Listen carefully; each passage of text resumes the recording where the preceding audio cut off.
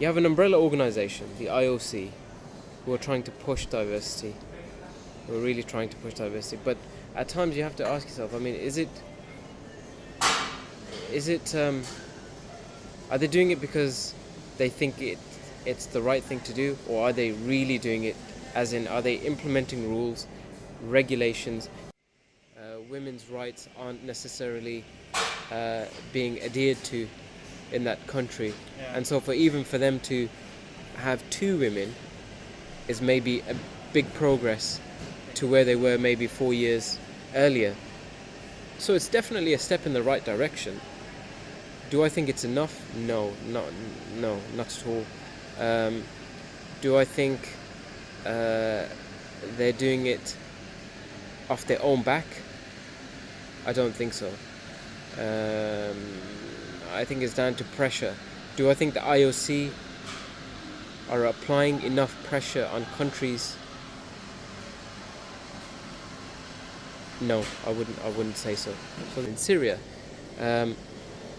do you invite Syrian sports participants? Do you not invite them? By not inviting them, you highlight. Nothing to do with it, right? Well, this is it. I mean, they have nothing to do with it. But by them being there, it might be. Some people would interpret it as being, well, they're being accepted by the International Olympic Committee, which means that whatever's going on in their country is justified. By maybe not having them, but then other people would say, well, the participants have nothing to do with it, because ultimately it's a message, isn't it? When somebody from a media outlet is talking to its audience, it's a message that they're giving. So, and I don't think that message should be as simple as, we have an athlete from Egypt, and did you know that this is the month of Ramadan? And did you know they pray 5 times a day? And did you know that they are not allowed to eat pork? And did you know that they shouldn't be drinking alcohol? It shouldn't be like that. I don't think it should be like that. I think it's more effective when they just throw it in every now and then. Not in a pedantic way. Not in a pedantic way. You know, it's almost like, not in a flippant way, not in a pedantic way, but almost in a way where, we are also here. We're also the same as you, but our beliefs are maybe slightly different. We maybe do things slightly different. That's it. But, we're all part of the same event, kind of thing. And I think the media can provide that. Not completely, but there can be some sort of understanding as to, there are different cultures out there. There are different communities out there. I didn't realize. There was a comment made yesterday when I think the Egyptian team came out during the flag parade at the Olympics. The Egyptian team came out, and I think it was Hazel Irvine, one of the BBC broadcasters, started talking about Ramadan, and talking about that it's the month of Ramadan. Some of the sports personalities will be fasting, and some of them won't. Now, I don't think you would have got that sort of comment maybe 15, 20 years ago, and I think it's a step in the right direction, and I think it's very much a positive thing.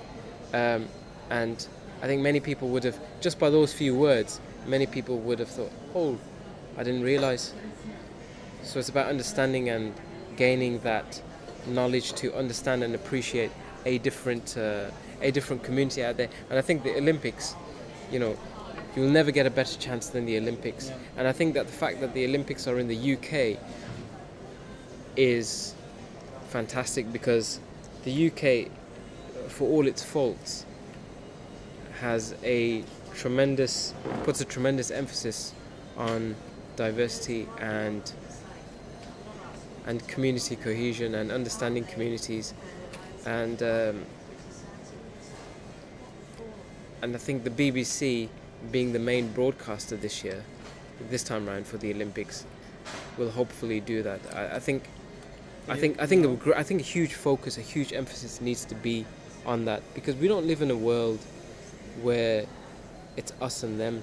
We need to live in a world where it's just us. And people have mentioned that some of the sporting personalities, participants, some of the Olympians will be fasting, and that it coincides with the month of Ramadan, and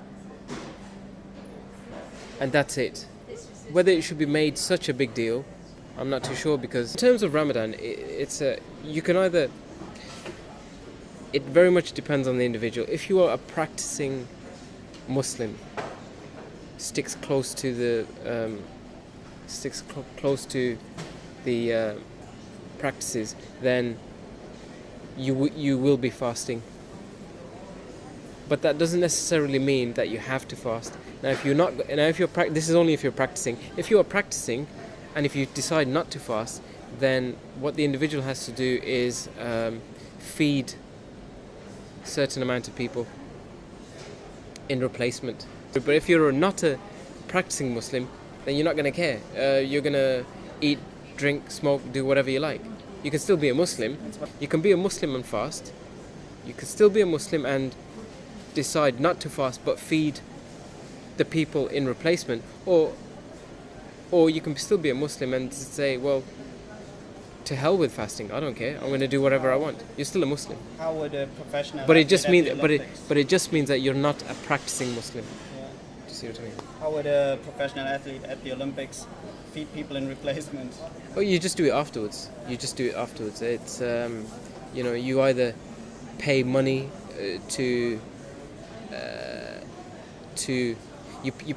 you would pay money for the equivalent of a meal. So a standard meal maybe costs £5.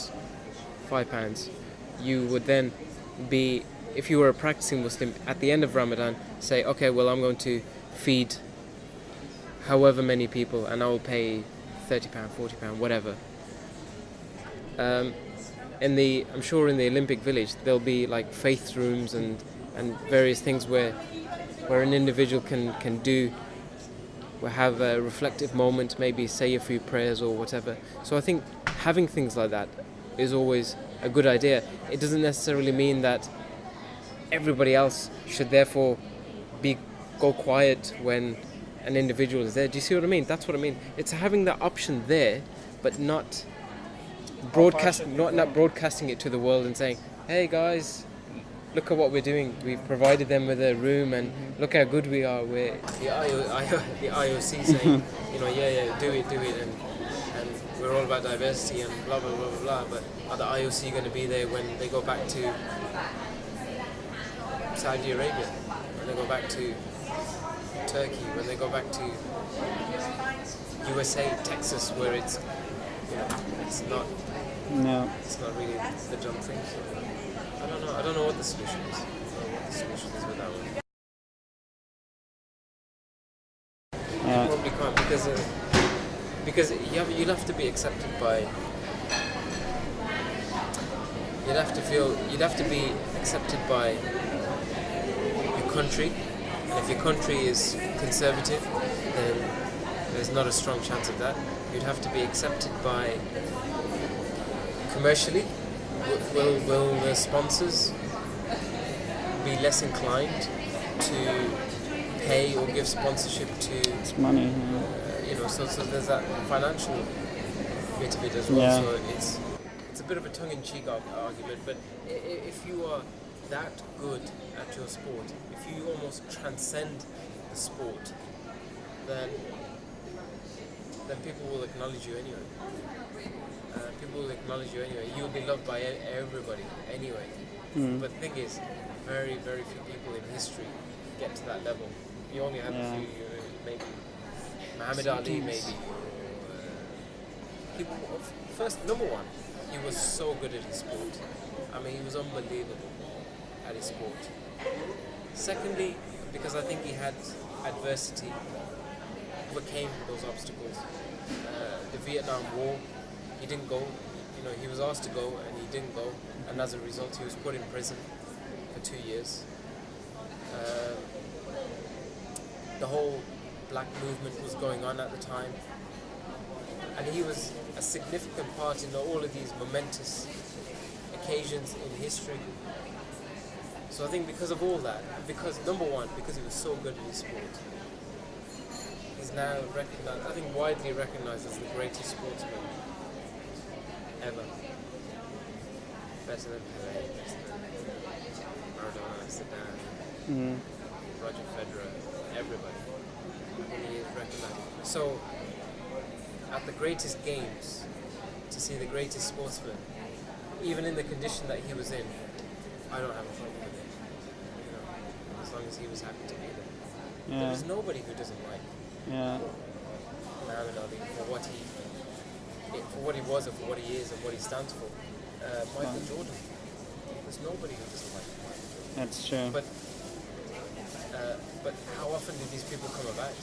Yeah. Maybe once in a generation. I think if you're a sports personality, I think anything you put on Twitter, it's the same as broadcasting. Would she have said that comment if it was on television?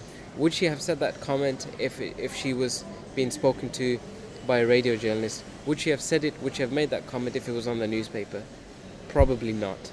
So if you're not going to say it in front of those people, why would you then broadcast it to millions, if not billions, on Twitter? So, my personal opinion, I think what she said was wrong, because it might be just a joke, but it can be many people. You know, it can offend. And as a sports personality, you have responsibilities. I think too often people make a big deal about, well, it's my right to say this, it's my human right to have a laugh and a joke. Yes, we all have rights. We all have rights.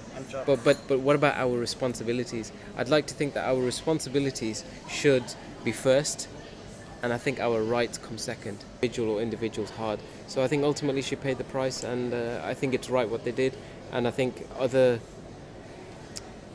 countries or committees or organizations should do a similar thing, if I'm honest. In countries where the media is relatively free, they will always take the approach where they will try to court controversy and highlight controversy, but at the same time, to the individual who is causing the controversy, they will come down on that individuals, usually like a ton of bricks. So it's not the media, I'm going to be quite controversial and say it's not the media's role to change. I think it's the role of the sports personality to be aware that the media is like this. Hypocritical at times, because the media love controversy. They love to court controversy, but as soon as something controversial happens, then the media organization will say, well, how can this be said? How dare they say something like this? So they kind of give with one hand and they take with the other, which is an interesting thing, which is an interesting process. But then, as sports personalities, they need to know this. I mean, this kind of thing has been going on for decades and decades. I think if it's going to be a serious event, I think you need to base it around.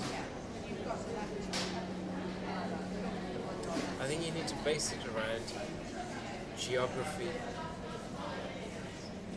And what I mean by that is, you sometimes get the Asian Games, or sometimes you get the African Games. The Commonwealth Games, right? The Commonwealth Games. So it's based around a geography, certain parts of the world.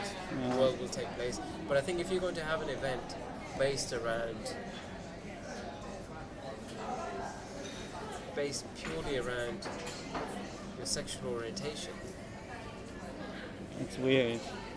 Yeah. I mean, that would be slightly like, okay. Do you know what I mean? I don't know, it just doesn't work. Similarly, if you have an Olympics just around men, just for men, it wouldn't work. If you have it just for women, it just wouldn't work. I don't know, it just wouldn't